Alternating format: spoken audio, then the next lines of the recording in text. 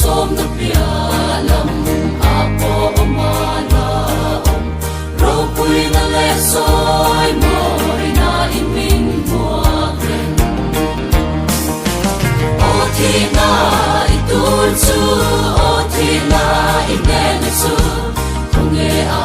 om kable swan tu ti thei thi na Kristan ane so to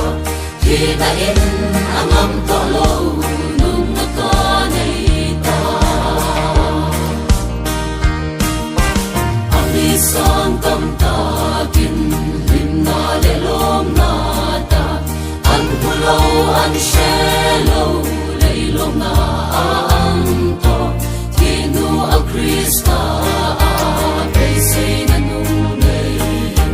nei lom na pia lam ma van ka tem lok chi o thi na itul su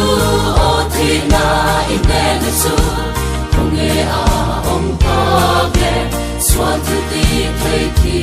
na Kristan ane so to thi na in angam ko lo nung na ka nei ta nei hau sak na ro thil ka du ka som te hi vana ka som lu tu pakhat ma an om lo dal pa minga ka tor ka chan ka pe te hi vana ka chang soi tu su ani nge ya o thi na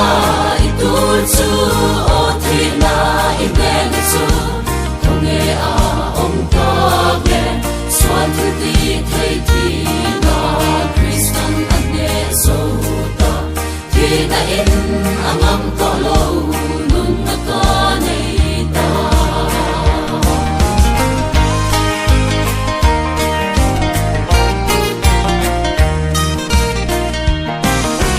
he ka lei ta sa hi troi thei sak lo ta kin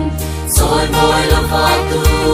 in tu mina la om mang troi thei lo ro pui na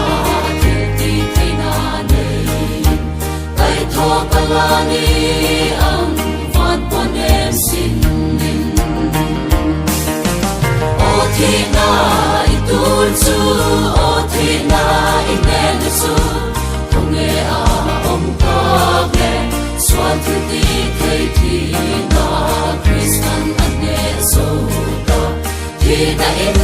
angam ko lo nung na ka nei ta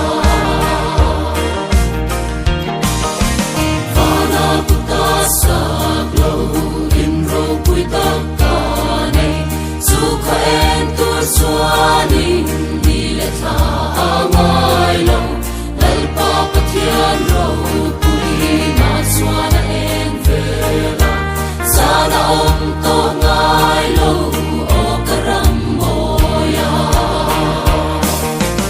o thi na itul su o thi na inen su kong e a om ka ble swan tu ti thei thi na Kristan ane so ta thi na in angam